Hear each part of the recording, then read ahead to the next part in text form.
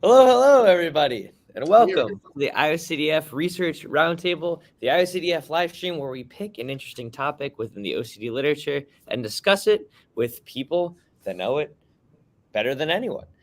My name is Kyle King. I'm a first-year medical student at Yale University. I've been interested in OCD for a super long time because I think it's a really interesting disorder, but also because I have it. So a lot of the things that we discuss on the show, a lot of the research is very personally relevant to me, and I always find these discussions super helpful when just thinking about my own life. As always, I'm joined by my co-host Jon Abramowitz. Jon, if you want to say a word about yourself. Sure, I'm Jon Abramowitz. I'm a faculty member, a professor at the University of North Carolina, where I study OCD and treatment of OCD. And I'm really thrilled to be here each month with Kyle, and especially this month, because we really do have, as Kyle was saying, three fantastic guests, as well as a really cool topic. It's going to be a lot of fun. Yeah. So as Jon mentioned, we have three really cool guests to discuss OCD and the family today. Just as kind of a preamble, I was talking to my mom about this stream last night, and she was super excited because, as she never fails to remind me, OCD is really a family affair. I was diagnosed first when I was 13, and my diagnosis and my symptoms and the subsequent treatment completely changed how my family operated and how dinner table conversations went and how schedules were juggled. And it changed my relationship with my siblings, and my parents' relationship changed just between the two of them. And really, I don't think I could have gotten through treatment. I'm just speaking personally without my parents and how they approached my treatment and my OCD. But it took a lot of work and time and psychoeducation. And there was a lot of accommodation, which is a term that we'll discuss later. And then kind of unlearning learning about what accommodation is and unlearning that. So it's a very long way of saying that I'm personally familiar with this topic, and my mom is super excited to be watching right now. All right. Hi, Kyle's mom, whom Yeah, I have I will met say at IUCDF conference before. And before I introduce our guests, there are some things that I must say. First, so the first thing is this live stream is educational and is not intended to replace therapy. For treatment-related questions, please work with your provider or contact a local clinician. You can use the IOCDF's online resource directory at iocdf.org/find-help to locate a trained clinician near you. Second, the IOCDF is not a crisis hotline. If you're in a crisis or if you're ever feeling suicidal or unsafe, please call the 988 Suicide and Crisis Lifeline by dialing 988. You can also access this online at www.988lifeline.org or go to your local emergency room or call 911. Also, as people have already figured out, there's a chat, and we love when you type stuff in the chat. We love when you engage and share bits of your own story as you are comfortable. Just remember that everything in the chat is going to live on the internet forever because this is live. So be respectful, although we've never had any particular problems. Also, feel free to ask questions. We typically get to questions in like the second half of the chat, and we have like one of the most impressive panels I've ever seen. So yeah, please make use of it. Okay. I think I've said all the things that I want to say. Let's start talking to the experts. We're on Thursdays now instead of Wednesdays. If anybody noticed, we should. Oh yeah, yeah. we are. It threw me off, so I hope that it throws other people off too. So I'm not alone. All day long, I was thinking it was Wednesday. It's not on Wednesday. To respond to Nathan's question in the chat real quick, it's not on Wednesday because John's teaching a class, right? That's exactly right. That's right. God, professors are such nerds. Anyway, now I'm speaking to three professors. The first, I'll have bios listed here. The first bio that I have on my screen is Dr. Barbara Van Noppen. Barbara Van Noppen is the Vice Chair for Faculty Development. She's a clinical professor in the Department of Psychiatry at the Keck School of Medicine at University of Southern California.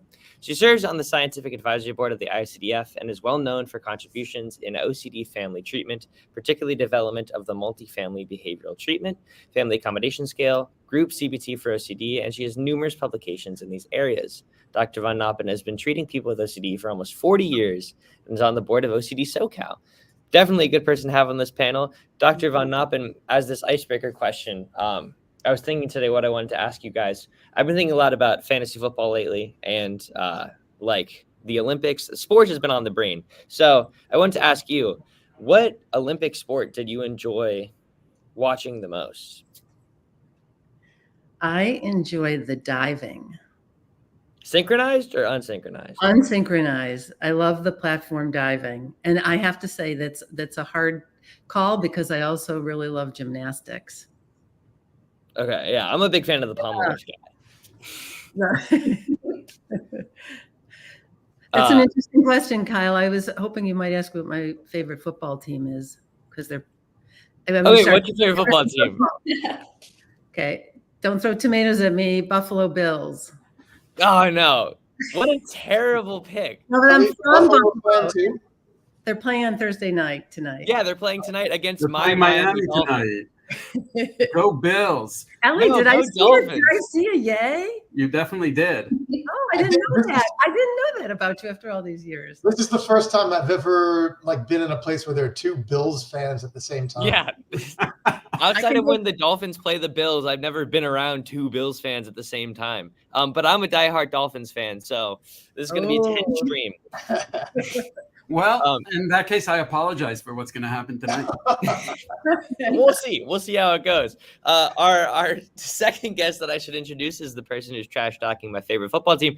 Professor Eli Lebowitz studies and treats childhood and adolescent anxiety at the Yale Child Study Center. So he's right down the street from me right now. His research focuses on the development, neurobiology, and treatment of anxiety and related disorders, with special emphasis on family dynamics and the role of parents in these problems. Dr. Lebowitz, is the lead investigator on multiple funded research projects and is the author of over 100 research papers, books, and chapters on childhood and adolescent anxiety. He's also the father of 3 great boys. Eli, I've lost all respect from you for you after that last conversation. But what is your favorite Olympic sport to watch? Wait, say that. What was your question again? I got lost in the lost. I wasn't sure if you lost respect for me or from me. Oh, okay, probably both.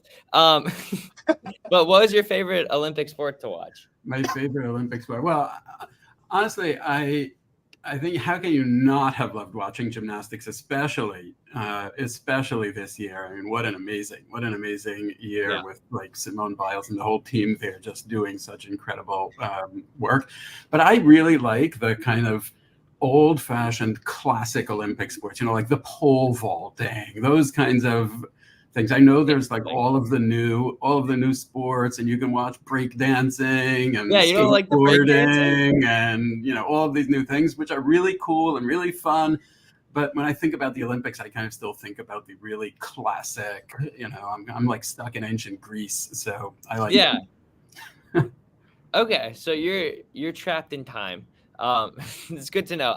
But I agree. The gymnastics for me was the most fun. I don't think I watched any pole vaulting or javelin throwing or any of those sports. So maybe I'll have to check it out. Yeah, they're always late and they come at the end that don't get a lot of viewership, but I think they're really. There's really one fun. Viewer and it's you. One viewer. That's me on the live stream. But by the way, on a more serious note, you were talking about your own experience, and I just have to say, for anybody who hasn't read it, the personal story that you shared in the what is it called, the newsletter from IOCDF is just so moving and inspiring. I think I would recommend to anybody who might be coping with OCD or potentially has a family member who is, to just kind of read the it's short, just read the story that you shared there. So first of all, thank you for sharing that. I think it means a lot, and just really, really well done. Yeah, thank you. I really appreciate that. Our final guest is Dr. Christine Durso. Dr. Durso is a senior psychologist at Northwell Health OCD Center at Zucker Hillside Hospital in Queens, New York. Christine oversees psychology and psychiatry training and created and leads multifamily OCD therapy groups at the OCD Center. She earned her PhD in clinical psychology from Hofstra University and completed her predoctoral internship in Connecticut at the Institute of Living and her postdoctoral fellowship at the Center for Cognitive Behavioral Psychotherapy in New York City. Christine, same question goes out to you. Favorite Olympic sport to watch? Okay, so first I have to be honest. I kept meaning to watch the Olympics and then never actually got around to doing it. I was scared someone was going to say that. I know. I was like, of course, this is the question. So I will say, though, a friend of mine insisted that I watch a couple clips from gymnastics. So I did watch these clips, and I thought what I did watch was fantastic. So I would have to go with gymnastics. But the honest answer is I did not watch the Olympics. Okay, fair enough. Was it Simone Biles, the clips? What? Was it the clips of Simone Biles or the pommel horse guy? It's got to be one or the other. I think it was Simone Biles. All right, Yeah. fair enough. Then you saw the best of the best. Yeah, I know. Right. So the very little that I did watch was high quality for sure. All right. Okay, so we have a monster of a topic to talk about today. So just kind of as a place to start, we're talking about OCD in the family. We were talking a little bit before we hopped on the stream about what this means. And I just wanted to throw it out to the panel just as a general opener. You know, what are we talking about? What are we referring to when we say OCD in the family? Let's unpack that just kind of phrase. And that's for anyone. Barbara, are you muted, Barbara? You might be muted. I'm muted because I didn't want background on. Thank you.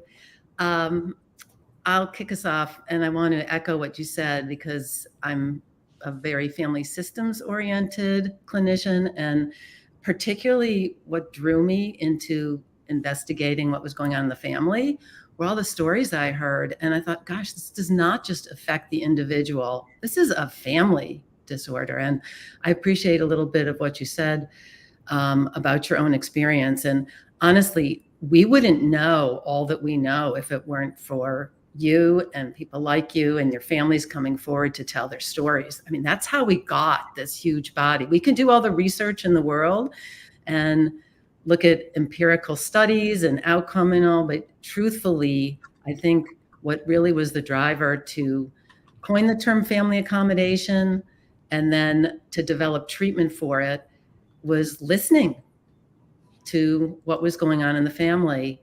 And so I do think it's inextricable to include family into treatment. And I'm always kind of shocked when people aren't, because it's counter-therapeutic when you talk specifically about family accommodation. And I don't know if you want to get into that term specifically right yet. So I'll pause and let my colleagues say a little bit, and then maybe we can talk about that construct specifically.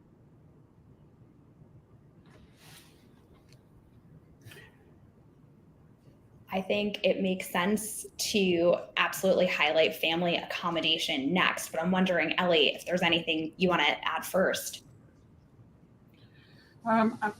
Not really.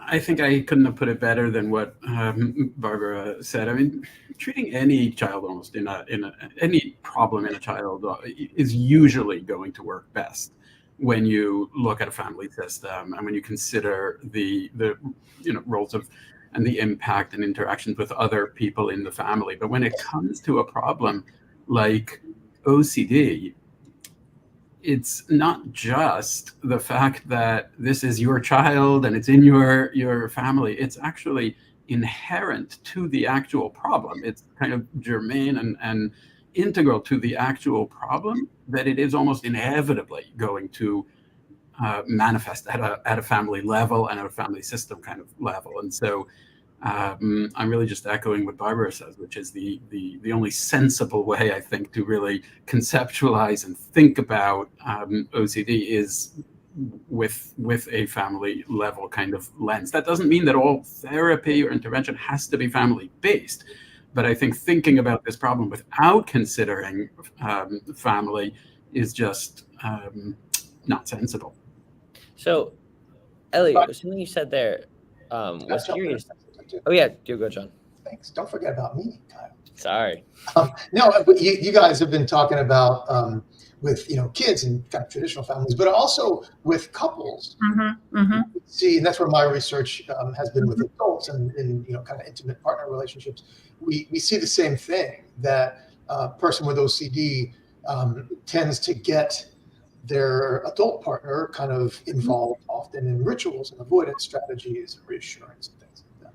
Yeah, and you developed a manual treatment to address that. And I echo that. And I'd also like to, as we're talking about, I know we're talking about traditional family, but I propose that we really extend that when we think about the impact of OCD to therapists, clergy, care providers, doctors, educators. I mean, it seems that any significant other in the individual with OCD's world, again, using the word inextricably, but just ends up getting involved in the disorder somehow. Yeah. Mm-hmm. Okay, yeah. So like it's out of the box, even using the term family. Like think about it as even support system. It has, OCD has a personal dynamic where the person feels anxious and they do rituals to reduce anxiety, and there's negative reinforcement and all this. But then there's also an interpersonal dynamic, as we're all kind of talking about, how folks with OCD will do anything to, change their environment to feel safer. Mm-hmm. And that includes the other people that are in their environment to try to kind of pull them in to help me feel less afraid. Yeah, I think this goes really well with a comment that Michael made at 12:14, where he said, "I know this is a minority opinion, but I've often wondered why OCD treatment doesn't look at just kind of more general family dynamics and not only family accommodation." And that's kind of more specific to family accommodation, but the general sentiment of like expanding what we mean when we say family system and what we're thinking about and talking about when we talk about OCD in the family is what we're all talking about here. I was wondering if before we get to the accommodation bit, if we could talk about kind of what are some examples of how OCD may get in the way of not only a parent-child relationship, but a child and sibling relationship, to adults who are together as partners, like just kind of all the different ways, and maybe provide some more concrete examples for someone like me who's only ever been on the side of being a kid and seeing my parents react to their OCD. I think it's a great question. I guess I'll jump in first. In the multifamily groups that I run at the OCD Center at Northwell, we see a variety of different families in group. And as Barbara was saying, we may see a spouse, a boyfriend, we might see a sibling, a parent. Sometimes the identified patient is the parent and their adult child might be in the group, or vice versa. So we see so many different kinds of family relationships. And I think a big theme is when the families join group, we see so much of the focus on OCD and often on the family member trying to alleviate anxiety for their loved one with OCD. And we see a loss of other important parts of that relationship, right? So we have two adult sisters in the group. They used to spend a lot of time just hanging out, getting nails done, going to lunch. And it had become to the point where the sister who was really just so concerned about her sister who had OCD had really turned into more of a caretaker. She was bringing her sister food. She was doing chores for her. And we really see a theme like that across all of the families, the loss of really high value quality interactions and more of just both sides really desperately trying to alleviate suffering. Christine, somebody asked in the chat, what does a multifamily group look like? Maybe do you want to just explain what that looks like? Yeah. Would you say it makes sense to jump into that right now, or should we come back to that?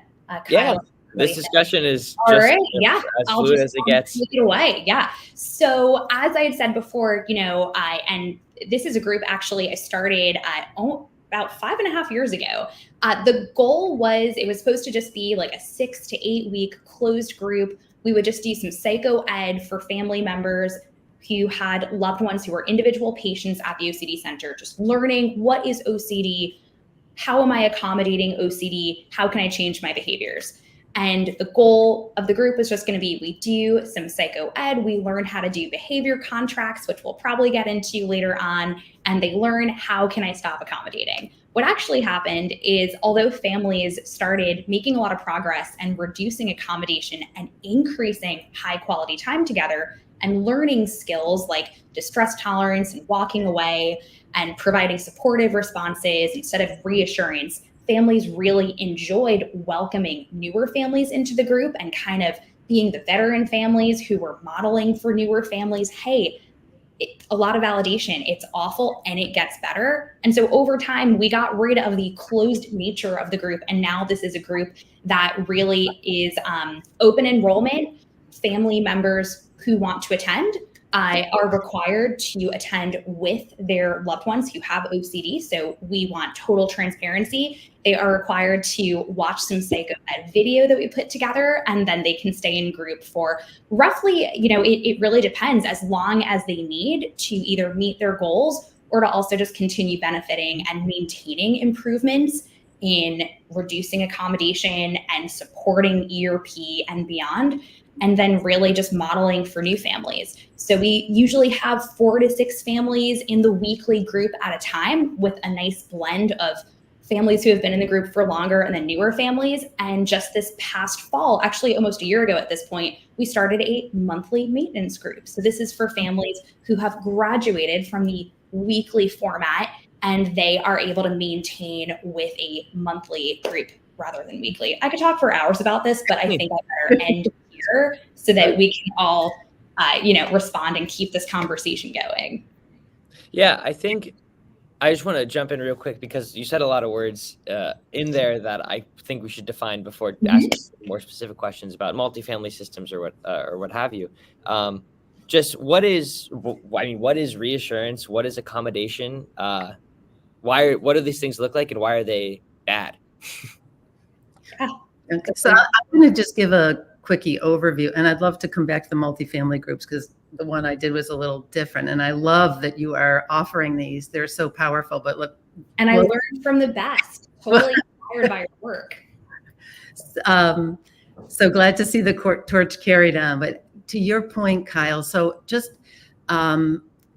so basically, when we talk about family accommodation, and it's a coin that I termed in 1988, and it was based on observation that I saw working with families. We started a family support group when I was at Brown University with Steve Rasmussen, one of the developers of the Y-Box. And we were just struck by the similarities of what was going on in these families. And there are a lot of other, too, I think it's Mike's point, there are a lot of other dynamics going on, and there's other constructs that have been used to explain responses to psychiatric illness and kind of peculiarities in terms of the beliefs people have and the meaning people make of behaviors, and the ability to control behaviors. But that said, accommodation, what we mean by family accommodation in OCD, which is where it started, the term, refers to when relatives change their behavior in response to OCD symptoms in an effort to attenuate distress or discomfort for their loved one. So just very globally, that's talking about. And then if we want to get more specific in terms of the categories of accommodation that are embedded in that construct, we're talking about things like giving reassurance. So the endless trying to answer all of the questions of the what if and might I have and all of that. And that's probably the most prevalent, insidious. It kind of sneaks in because, we all want reassurance. So what's healthy reassurance? What's OCD reassurance becomes confusing. And it's probably the most frustrating for family members because people spend hours trying to logic their way out of one of these what if questions. Then there's also actually participating directly in rituals. So family members who are at work and finding themselves touching a coworker's pen and then washing their hands and saying, wait a minute, what am I doing? Assisting with compulsion. So providing paper towels, soap, maybe driving the person back home so they can complete their checking, facilitating avoidance, turning on faucets, opening doors, not saying or doing certain things that could trigger a person, waiting for somebody to complete their rituals or watching them for reassurance before you leave the house, taking on additional responsibilities. So, in the case we see young women who often are new mothers and worry about being a pedophile and they stop taking care of their child. So someone else has to jump in and change the diaper and bathe the kid. modifying family routines, eating dinner at certain times or certain ways, not doing, sitting in certain chairs, not touching certain things or putting things back just so, modifying leisure activities, not having people into the house for years, or not going certain places, not going to certain stores, not going to movies, not going to vacations, modifying work routines. I've seen a lot of people who are on the verge of losing their job because of being interrupted at work or being late for work. So those are the general categories that we're talking about that most behaviors fall into. So I just wanted to, go ahead. Oh, I was going to ask, Yeah. like, why theoretically is that bad? What is exposure-based therapy? You're asking me now? Anybody. I've never been asked the question. Gold standard, right? What? That's the gold standard. I'll ask the question Right? here. Yeah. ER. Sorry, am I taking your job? No, you were saying?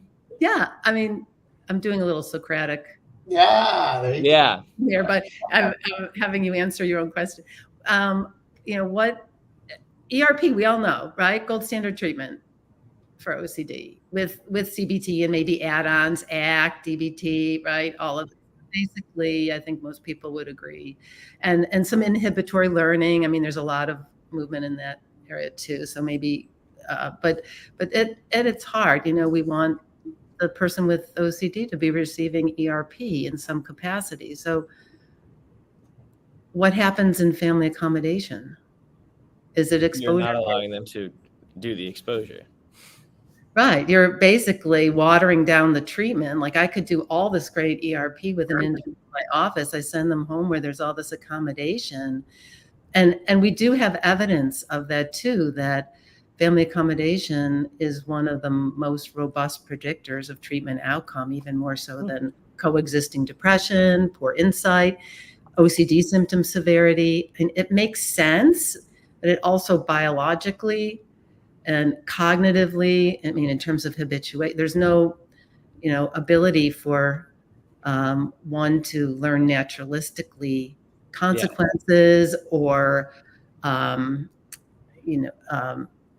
look at expectancies like expectancy violations. None of that's happening naturally. There's no cognitive restructuring. If my family is doing rituals for me, helping with avoidance, helping with compulsions, that still prevents me from ever learning that, my obsessional fears are unrealistic.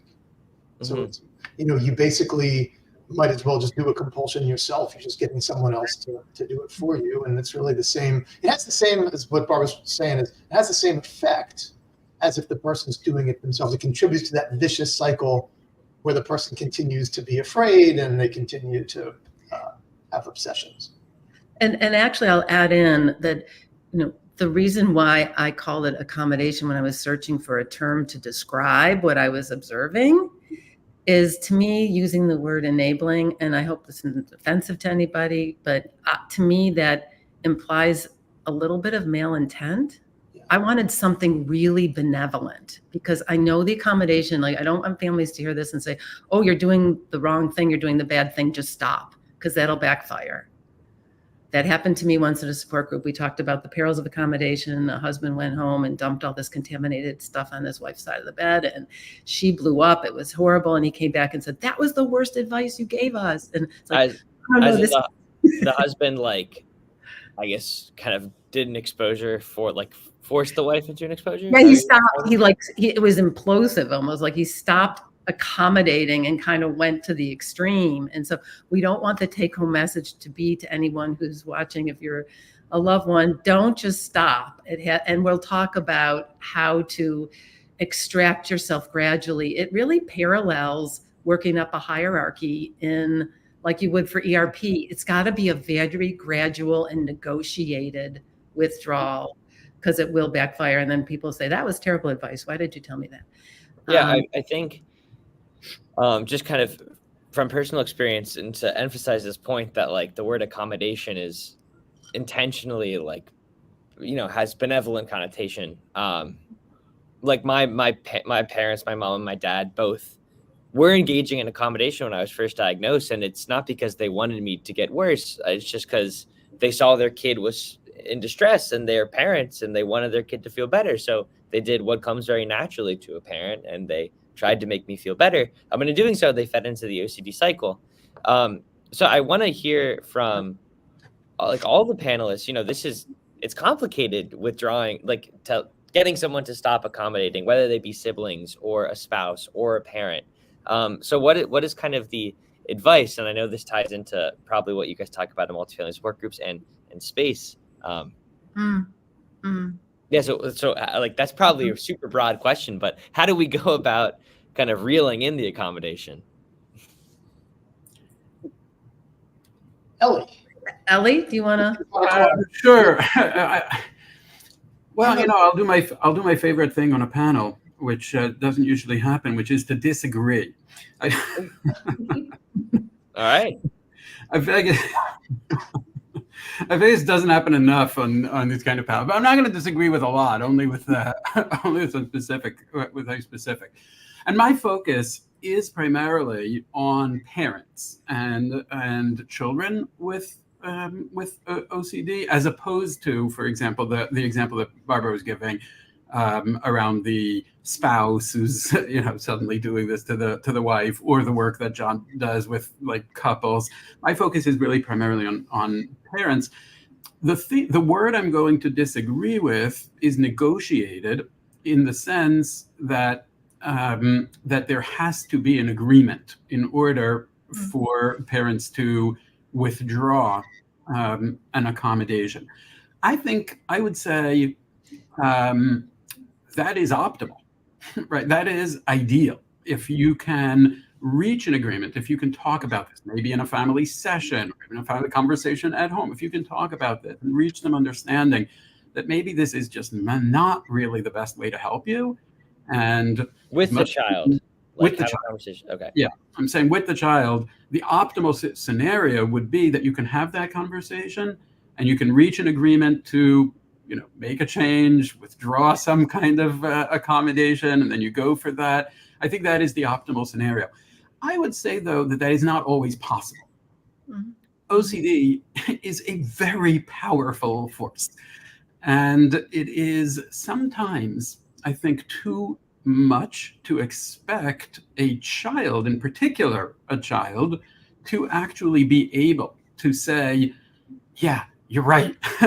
I think you should be accommodating less. We've actually studied this. We've asked kids about these things. Even children who say, like, I know the accommodation is actually not helpful for me in the longer term. If you ask them, do you think your parents should perhaps accommodate a little bit less? They'll often say, definitely not, right? Because it's scary, right? That would be like, it's like if you could say to yourself, okay, I'm not going to do my OCD anymore, and just decide that, well, then, OCD would be a very easy thing to beat. It's really hard, right? It's really hard work. And sometimes putting that responsibility on a child, I think, is actually an unrealistic expectation. And there are times when a better approach is actually, to having tried that, a better approach or a necessary approach might be to say, we are going to make this change. Now, that doesn't mean that you stop all your accommodations overnight. So I'm actually not disagreeing with a lot. I don't think it's a good idea to try to stop all your accommodations overnight. I don't think it's a good idea to take it by surprise, to surprise somebody and suddenly you're not accommodating. I don't think it's a good idea to be very inconsistent about it, where like sometimes you do it and sometimes you don't, depending on lots of factors like your mood and your energy level and your busyness level, etc. But I think sometimes picking some particular accommodation that you have control over as the parent, which is very different from telling your child you must stop a compulsion. I don't really think it's useful to say to a child, you have to stop this compulsion, like you're not allowed to do it. OCD is not a misbehavior, right? Like you're not a bad kid, you're not misbehaving if you have OCD symptoms. But about my behavior, right? Like me as the parent, the thing that I've been doing, whether that's a reassurance thing, whether that's me doing a ritual, whether that's me listening to your confession and signing off on the fact that you haven't done wrong, whether it's I don't sit on your couch in this living room because of contamination, or buying a new toothbrush every single day of the year because you don't want to use the same one twice because of the OCD, et cetera, et cetera, et cetera. Those are things that I'm doing that I have control over. And sometimes the right thing to do is to say, I don't think this is the best way to help you. Like, I love you. I know this is going to be really, really hard. I believe you're going to be okay. You're going to handle it. It's going to be super hard. I know it's not easy, but I actually don't think that what I'm doing is helping you. And so I won't. Right? And so I'm going to stop it. And, you kind of accept the fact that your kid may really get very upset with you. Right? Yeah. They get very mad at you. Right. And you don't get mad at them in return because they're going through something really, really hard. Right. It's like,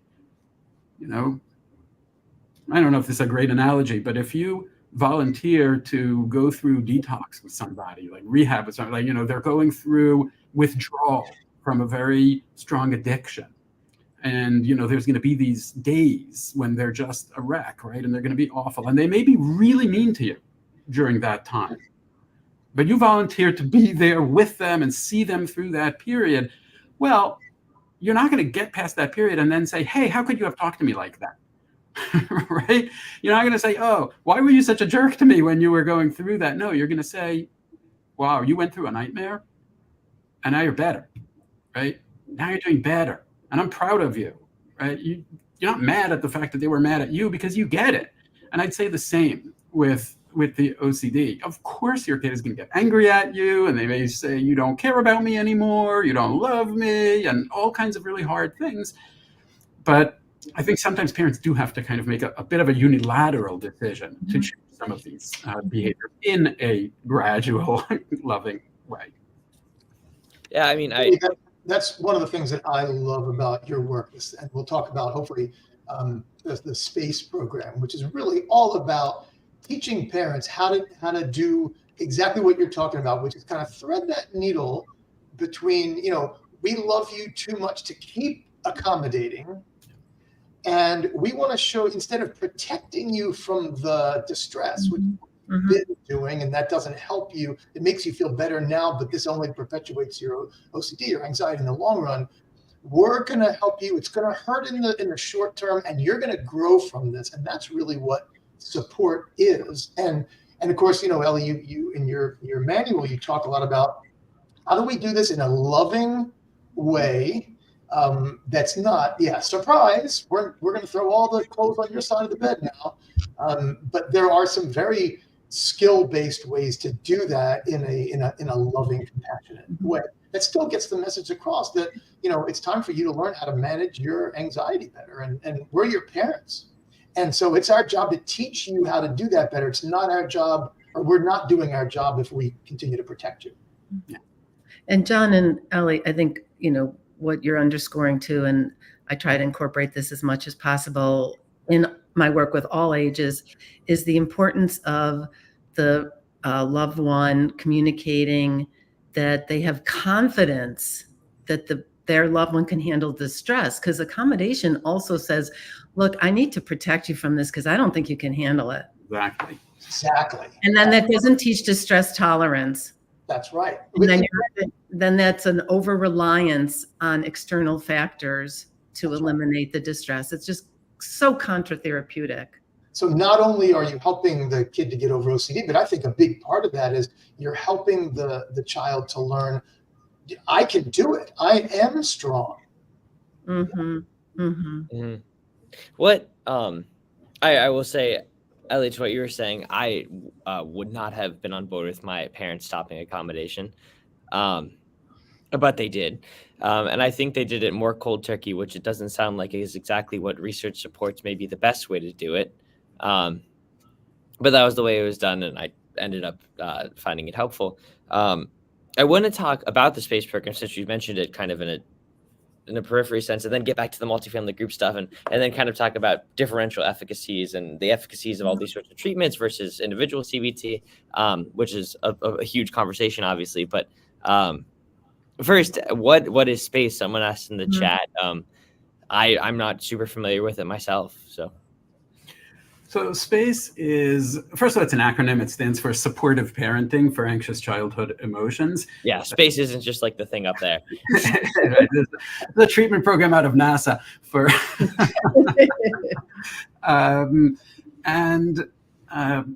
so what SPACE really is a parent-based approach to treating child OCD, child anxiety, and increasingly also some additional related problem areas like very restricted eating, like in very, very picky eating, and some other related problems, but primarily developed as a treatment for anxiety and OCD. And it's parent-based, by which I really mean two things. One is the more obvious thing, which is that the parents are the ones in the session. Right, so the child is usually not in the session, Wow. and the therapist is meeting with the parents. It's actually really important because one of the kind of unique, novel aspects of it is that you can actually do SPACE even if you have a child who is potentially not a good candidate for therapy themselves.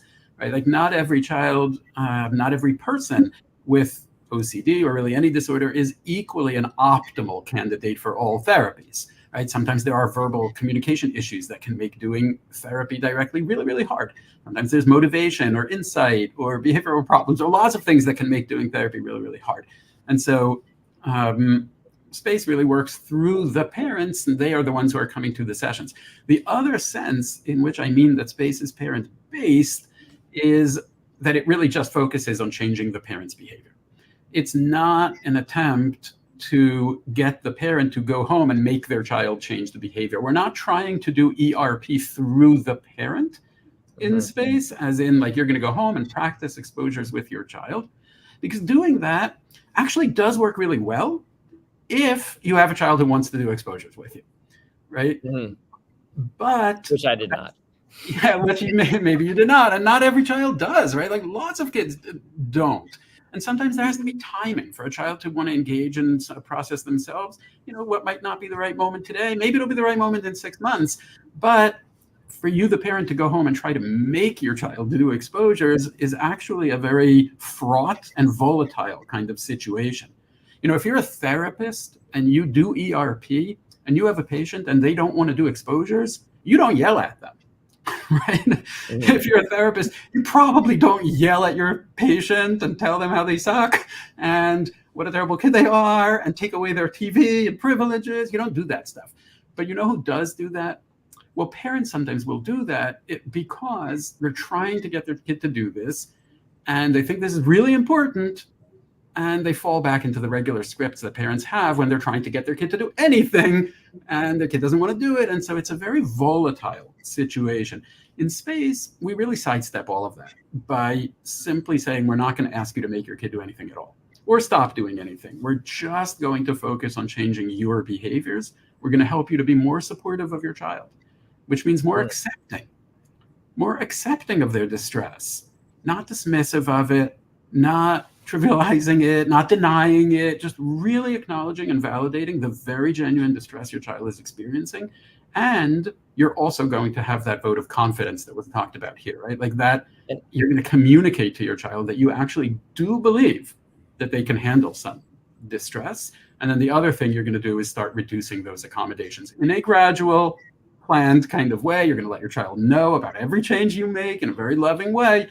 But you're going to make those two changes to be more supportive and to reduce the accommodation. And research has shown in several clinical trials now, including some fairly large randomized controlled trials, that doing this treatment is actually of very comparable efficacy to doing ERP directly with a child. So it's great because it means you have another tool in the toolbox for how you can treat these problems. The two are not mutually exclusive. You can have Is the child doing exposure during this? Because like if just the parent changing behavior, it's hard for me to conceptualize how I would have gotten better if my parents just weren't accommodating anymore. Well, the child might be doing exposures during it because you can have more than one treatment. But for SPACE itself, the child doesn't have to be doing exposures. Now, if you ask me, is it a good idea for this child to be doing exposure and response prevention? I would say absolutely. Absolutely, yes. And if they're willing to do it, if they're able to do it, 100%, I think that would be the ideal scenario. But if that's not a possibility, when we tested space in clinical trials, we actually tested it alone without the child doing exposures at the same time. Now, why does that work anyway, despite the absence of exposure? I think there's a couple of reasons. We're always a little speculating when we talk about why treatments work. That's the truth. Even when we talk about exposure, we're a little bit speculating on why it works, and people love to debate that. But I think there are a couple of things that do make it make a little bit more sense. One is there is a sense in which when I am not doing the accommodation, you are in a sense also experiencing some of what you might experience if you were doing an exposure, right? Like there is a sense in which you can kind of see a parallel there, right? Like if my compulsion is telling you my confession and you listening to it and reassuring me, well, if you're not doing that, then in a sense, it's a little bit similar to what you might have experienced if you were doing an exposure whereby you're not going to do your compulsion, et cetera. Yeah. The other reason, though, I think actually goes to that message of support. You know, the biggest driver of impairment across all the anxiety-related problems is your lack of tolerance for just that distress, that lack of tolerance for feeling anxious, for the uncertainty, for the fear, for the anxiety, like the motivation not to feel that way, which is very normal and very natural. Of course, we're motivated to feel that way, not to feel that way. But when parents start really communicating to their child this message that I think you can handle being anxious, I really do believe that about you. In fact, I believe it so much that I'm putting my action behind it.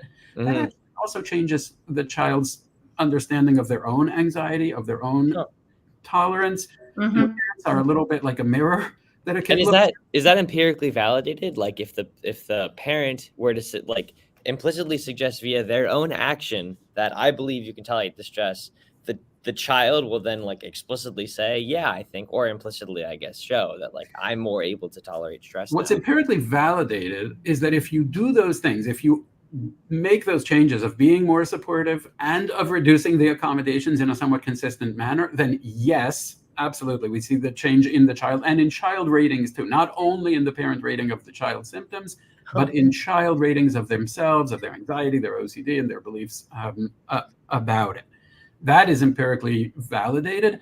The precise mechanisms, is it more the message of support? Is it more the message of confidence? Is it more we don't know, right? And we don't know that for pretty much any therapy, but we know that when you do the treatment, yes, you see the change in the child. I'm going to go out on a limb, Kyle, and say that if your parents did space when you were 14, actually, I think it would have worked. I think my mom would agree. She's read your books. I want to turn to Barbara and Christine just to make sure that we cover a good amount of stuff. What's kind of the treatment process with multifamily treatment or family treatment with the kid in the room, which kind of to me separates space from family treatment. And how does that stack up with CBT where you're just talking to the kid? So I'm just going to go for it. Findings really quickly, because there was a paper I published in 97 that compared multifamily groups. So it's a little different than what Christine was describing in that we had multiple families. Same thing. It's treating multiple families with different constellations in the family and the person with OCD affected simultaneously. And my group it was a closed group for 12 sessions. So we had an agenda every session. And basically it was like doing ERP with an individual, but we did it with the family. So we did the Y box. We talked about family accommodation. We created hierarchies. We did ERP in session. So this would be like taking a group of family members and patients into the bathroom and touching the plunger and then touching parts on our body and then eating a brownie. So it was a multiple package where families participated in the ERP and kind of speaking to what the space program also, these treatments also, they teach relatives to tolerate their own discomfort in seeing their loved one distressed. Mm-hmm. Right? Rather than, oh my God, I got to get rid of this. It's making me so uncomfortable. Sometimes we find out family members had anxiety disorders or OCD themselves, which could lead to overly empathizing and then giving into the distress. So it was a very powerful package. And we compared that to a patient group only. So that's a group where we have, people with OCD, but not family members. And we found that in both groups, the symptoms of OCD significantly reduced after 12 weeks. And then there were 6 monthly booster sessions. But what we did find, which is I think what's really important here, is that at a year follow-up, the people who participated in the family group, their reduction in symptoms was more durable. Because their support systems were involved, and it became like a natural therapeutic situation, right? Because their support systems knew how to respond when there were flare-ups. And I suppose it's a similar question as to whether or not that durability was because the support systems are better at anxiety tolerance and like implicitly communicating this sort of support. Or was it like just general psychoed? Like, how do you know? All of that. Well, all of that. I mean, we didn't evaluate each component, but the fact that they also were involved directly in doing ERP with their loved one, I think was a very important therapeutic component of that on multiple levels. And I'm going to turn it to Christine. And I also see we're running out of time. I don't know. I want to put in, I don't know if I can do this. There's a link to a site where there's different measures of family accommodation that are in the public domain that are also psychoeducational tools that you can give to family members and to patients so they can evaluate and rate the level of accommodation in the family. And sometimes they're like, oh my God, I didn't even know this was going on. Yeah, I was gonna. I'm not sure how to put that in. So, but anyway, let me move to Christine. Yeah. Barbara, if you put it in the private chat, then they can post it in the general chat. Oh, okay, great. Yeah, the measurement of family accommodation is one of the first things that we do in the multifamily groups. And just want to highlight again that distinction. The groups that were part of Barbara's research study involved the family members and patients with OCD all together. Like the main treatment was the group, right? So ERP was happening in that group. Whereas at Northwell, at our OCD center, we have these multifamily groups that are meant to be an adjunct to the individual therapy and sometimes the group therapy that the individuals with OCD are doing, right? So the family group is kind of like that additional place where someone already undergoing individual treatment now has their family members there. And what we're doing in the group is we're highlighting where family accommodation is interfering in that person's ability to do ERP, right? So we assess the level of accommodation right when they start group, and we use one of those measures that Barbara's talking about, the family accommodation scale, the FAS. The family member fills it out, and then they fill it out again every 4 months or so. And so we're starting to collect data and we're tracking, we're doing kind of like a single case study, right? To see from baseline to 4 months to 8 months, et cetera, how are these numbers going down on the family accommodation scale? And so far, the results are really promising. Our group was fortunate to write up a little article about this group in the latest newsletter of IOCDF's summer edition. So summer 2024, you can check out the article where we highlight in a little bit more detail how we run the group, what the factors are. And the other point I just want to really highlight is to reiterate what Barbara said. And of course, Ellie and everyone really spoke about this in depth. At the end of the day, the family members are being asked to do ERP, right? It all comes down to family members. Are you willing to tolerate your own anxiety of seeing your beloved family member not getting what they feel they need in the moment, right? And we spend a lot of time in family group really empowering family members, not just the patients with OCD, to really be willing to set that contract and say, you know what, even if my daughter is crying and demanding that I give that reassurance, I am going to stick to the game plan that we came up with, and I'm going to provide a supportive statement, and then I'm going to walk away, right? Because that's the best way that we can prevent an escalation of these high emotions. And Christine, just in case some people don't have access to the newsletter, could you give us kind of like a sense of how this multifamily adjunct helps? Or Yeah. does the data seem to suggest that it helps the OCD symptoms themselves?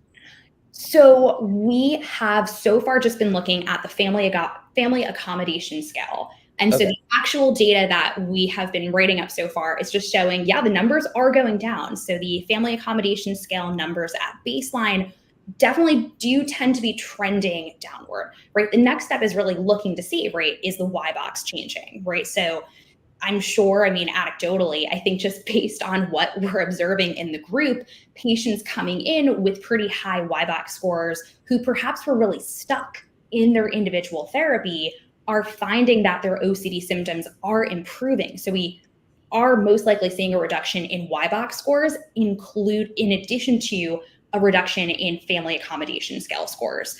And absolutely across the board, without incorporating the family, I think a lot of folks would not find that they're able to improve their OCD symptoms. And maybe Christine, I'm going to ask, because you've mentioned about the contracting, do you want to give an example of what that looks like? This is in contrast to just working with family, as Ellie was saying, like they do in space, when you have buy-in and you can involve the individual. Yeah. So negotiating, extracting accommodation. Absolutely. And so again, we run adult groups. We work with only adult patients at the OCD Center. And so the goal is by the end of that multifamily group session, everyone's got a contract, right? So for example, we might be talking about reassurance seeking, which of course is the most common form of accommodation. And so we might say, hey, right now, mom is providing reassurance 50 times a day, right? Let's see how we can start gradually getting that number down, right? And it's difficult all around to start reducing this accommodation, right? So in order to get to that goal of eliminating reassurance seeking, we might say, hey, Molly, you are allowed 10 coupons a day, right? 10 times a day, you can ask for reassurance, which still is a lot, but it's a lot better than 50, right? Mm-hmm. And so the agreement is you've got 10 coupons a day, right? You're going to get a warning after using 8 coupons from your mom, right? And we want you to stick to the coupons that you're allowed, right? We're going to have a chart on the fridge and we're going to say, hey, if you're able to seek reassurance no more than 10 times a day, 10 coupons, then there's some sort of prize, right? But the key is the family member, mom, cannot give reassurance more than 10 times a day, right? So mom's got to work on tolerating that urge to keep giving that reassurance. And no matter what happens, on Molly's side, right? Just like Ellie was saying, at the end of the day, mom has to focus on changing her behavior, right? Even if Molly is not able to stick to those coupons. And so over time, every week, we try to reduce the coupons that are allotted until we get to the point of really no reassurance seeking, but combined with the goal of mom not giving reassurance, even if reassurance seeking is still happening. So that's just a very quick summary of what this contract might look like. We kind of have everyone write it out. I just really quickly, since we're pressing up against time, clearly there's we need to do a second edition of this, absolutely. Because there's been like hundreds of questions and comments in the chat that I haven't had time to bring up in the chat. But like, what would you say if I'm a parent watching this stream, as my mom is right now? How would I go about kind of figuring out, or just thinking about, like, do I perform accommodations, and how might I go about kind of slowing that process down, talking to a therapist to, I guess, provide a better family system for my kid who's struggling with OCD. And I'm very sorry that we spent so much time, to everyone watching, that talking about children with OCD and parents, which is why we need a second episode to discuss all the other layers of the family system. But that question about, if I'm a parent watching this chat, where should I go from here? Read Ellie's book. Well, so first of all, I think looking at the space, and I've used parts of space with adults too. We haven't tested it, but I think it can be valuable if you have a loved one who refuses treatment. You can change your own behavior and get guidance for that. So I would say a couple things really quick. If you're in therapy see about bringing your family in, see if your therapist will do some family work. That would be number one. If there's refusal and it's a very young child and you're not making traction with any negotiations such as Christine described, then I'd look at the SPACE program. I did put in the link for our family accommodation scale and information on family accommodation that's in the public domain. The scale has been translated into over 21 languages. So this is not a US. This is a family accommodation is a human phenomenon. I'd say to fill out the scale, and if your loved one will do it, there's one for the person with OCD, one for family members. Then compare and see where things are missing and see if, hey, is there somewhere we can start? What's important to you for you to be able to do without us intervening, and try to create some kind of contract.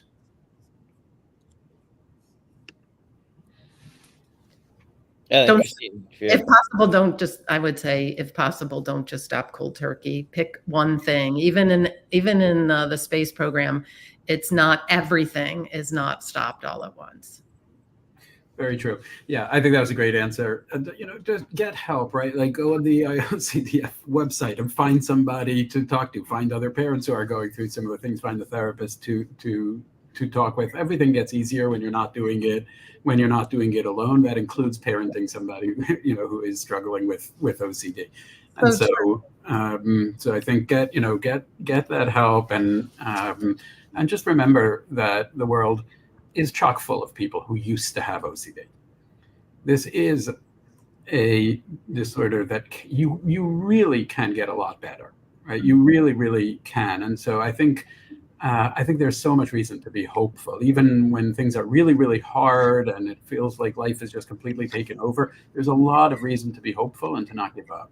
And there are tremendous resources. And no, Jon did not pay me for this endorsement, but he did write a book that is very useful. That is the Family Guide to Getting Over OCD, and it's for families, and I would highly recommend that too. I'm very much influenced by the two of you and your work as well. So put that right back at you. And we are about out of time. Yeah, Jon, I know you have to go teach a class. I do. But thank you all for being here. Thank you all for your thoughtful answers. And thank everyone in the chat for being super active. I want to say very quickly, hi, Dad. I know you're going to be watching this later. I've shouted out Mom a lot. Need to shout you out. But thank you, everyone. We'll definitely get a part 2 going. Yeah. Thank you so much for hosting us. Thanks. Thank you. Bye. Bye.